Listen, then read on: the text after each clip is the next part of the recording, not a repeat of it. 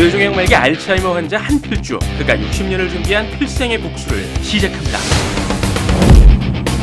아내가 세상을 떠난 뒤에야 비로소 시작할 수 있었던 필주의 복수는 일제강점기 그의 가족을 죽인 친일파들을 척살하는 것이었는데요. 하지만 80대 노인의 쇠약한 몸으로 그것도 기억을 잃어가는 병을 가진 필주가 혼자서 해내기엔 아무래도 버거운 계획. 그래서 필주는 함께 알바를 하며 친해진 20대 청년 인규에게 운전을 부탁하죠.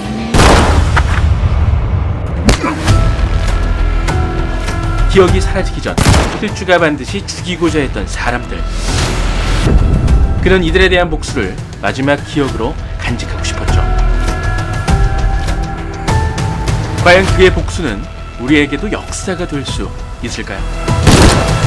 지금아, 엄마이다. 사실 이 영화의 제목과 포스터만 봤을 땐 이 작품이 별로 끌리지 않았습니다. 원작인 리멤버 기억의 살인자의 영어 원제를 그대로 쓴 이 리멤버라는 제목이 너무너무 평범했고요. 흰 배경에 이렇게 두 배우가 서 있는 포스터 역시 제게는 어떤 임팩트나 매력이 잘 전달되지 않는 그런 심심한 포스터였죠. 그래서 개봉 며칠 전까지 이 작품은 그냥 스킵해야겠다 이렇게 생각하고 있었는데 예고편을 통해 발견한 두 가지 포인트에서 살짝 마음이 열렸습니다. 일단 저의 첫 번째 기대 포인트는 어마무시한 연기력으로 작품마다 캐릭터를 남기는 배우 이성민의 노역 연기 도전이었습니다. 과연 50대 배우 이성민이 80대 노인 역할을 정말 리얼하게 표현할 수 있을까? 그 궁금증을 해소하고 싶었고요. 두 번째 기대 포인트는 이 영화가 현재 시점에서 친일파들에 대한 복수를 그린다는 거였죠. 보통의 역사 소재 영화들은 시대극이 많고 특히 우리나라에선 결말이 신파로 흐른다거나 아니면 소위 국뽕이라고 해서 애국심 고취를 약간 강제하는 그런 스타일의 작품들이 많은데 리멤버는 예고편을 봤을 때 그렇게 보이진 않더라고요. 그래서 이런 기대 포인트들을 생각하면서 영화를 보러 갔습니다. 결론부터 말씀드리자면 저는 기대보다 재밌게 봤습니다. 제가 앞서 언급했던 첫 번째 기대 포인트였죠. 이성민 배우의 노역 연기. 어쩌면 이게 이 작품의 완성도는 물론 흥행 성패까지 좌우할 수 있는 키포인트인데요. 영화가 진행될수록 이성민 배우가 정말 완벽한 노인 연기를 보여주시더라고요. 솔직히 처음에는 적응기가 좀 있습니다. 저희가 그 기존 작품들을 통해 인지하고 있는 이성민 배우의 어떤 일관된 이미지라는 게 있기 때문인데요. 개인적으로는 패밀리 레스토랑이 주 배경이었던 이 초반부까진 이성민 배우가 연극 무대에서 노인 역할을 연기하는 것처럼 느껴졌습니다. 제 이름은 한필주.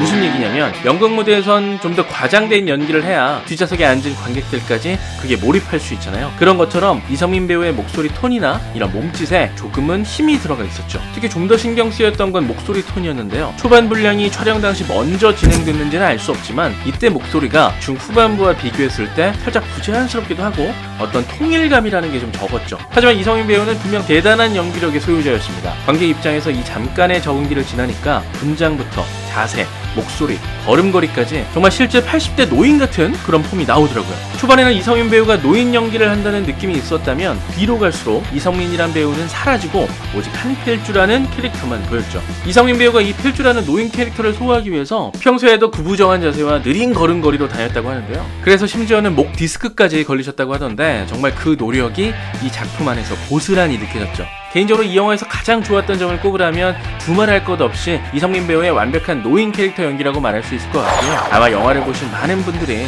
저와 비슷한 생각이지 않을까 싶습니다. 앞으로 몇 명 더 죽일 거예요? 더불어 이성민 배우와 남주혁 배우의 연기 호흡도 좋았습니다. 남주혁 배우 역시 인규라는 캐릭터를 비교적 안정적으로 소화해서 두 주연 배우의 연기는 확실히 이 영화의 플러스 요소로 느껴지더라고요. 그 다음으로 좋았던 점은 영화에 등장하는 스포츠카 포르쉐처럼 아주 스피디하고 쫀쫀한 연출이었습니다. 러닝타임이 128분으로 2시간이 넘는데도 불구하고 영화가 끝날 때까지 복수의 긴장감을 놓치지 않았는데요. 지루해질만 하면 스포츠카가 빠르게 질주하는 그림을 만들고 주인공들이 쫓기거나 또 당하는 시퀀스를 넣어서 이야기 흐름을 적절한 타이밍에 변주시켰던 게 통한 거죠. 마지막으로 리멤버에서 발견한 장점은 상업영화로서의 대중적 재미도 놓치지 않으면서 우리가 기억해야 할 역사를 어떤 훈계나 계몽하듯이 전달하지 않고 함께 생각하고 기억하자는 태도로 진정성 있게 다뤄냈다는 것입니다. 특히 반전에 반전을 더하는 결말에서 영화의 이런 태도와 메시지가 잘 드러나죠. 리멤버는 분명 상업영화로서 티켓값을 톡톡히 하는 작품이지만 아쉬운 부분도 덜어 있습니다.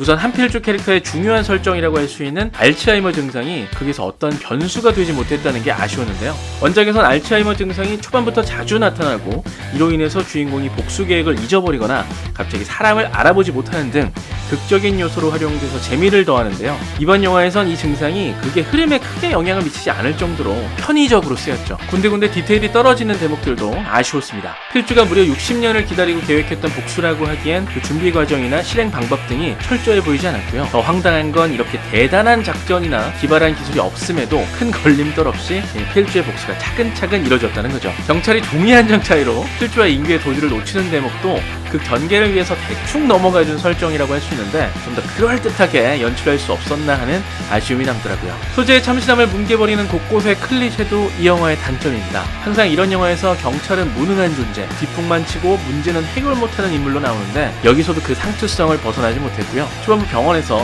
친일파의 후손이 의사와 간호사에게 큰 소리치며 갑질하는 장면이나 중반부 호텔에서 필주와 인규가 환자와 구급대원으로 변장해 밖으로 빠져나오는 장면 등도 다른 영화에서 숱하게 봐왔던 단골 클리셰라서 아쉬움이 남았죠.